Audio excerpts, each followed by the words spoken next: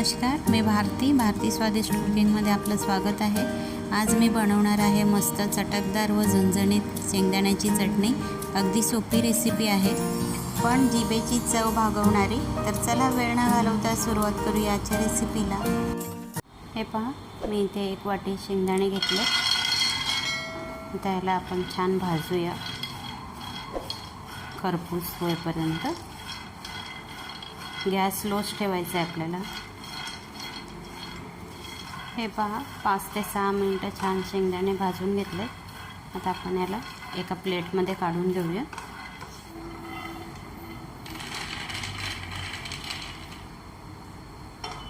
हे आपण पूर्णपणे थंड करून याचे साल काढून घेऊया पहिले।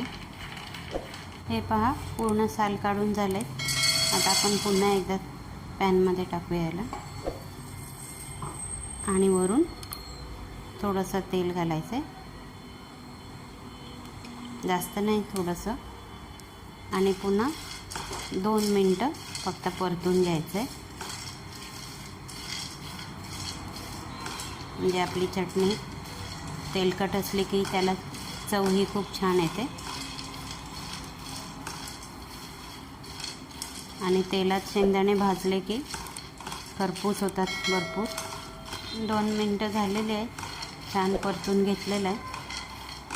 आता आपण याला मिक्सरच्या भांड्यामध्ये घालूया। आता याच्यात आपण 8 ते 10 लसणाच्या पाकळ्या घालूया। 1 चम्मच जिरं घालायचं। इथे मी लाल मिरच्या घेतल्यात,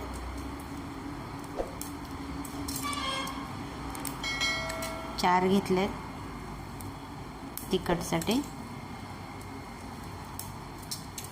आणि इथे मी 1 चम्मच काश्मीरी लाल तिखट घेतलं आहे कलरसाठी। चवीप्रमाणे मीठ, थोडीशी कोथिंबीर। आता हे आपण मिक्सरला छान वाटून घेऊया। आणि आठवण ठेवा की एकसारखं वाटायचं नाही आहे।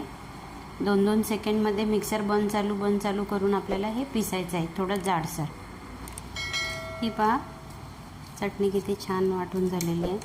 आता आपण एका बाउलमध्ये काढूया याला।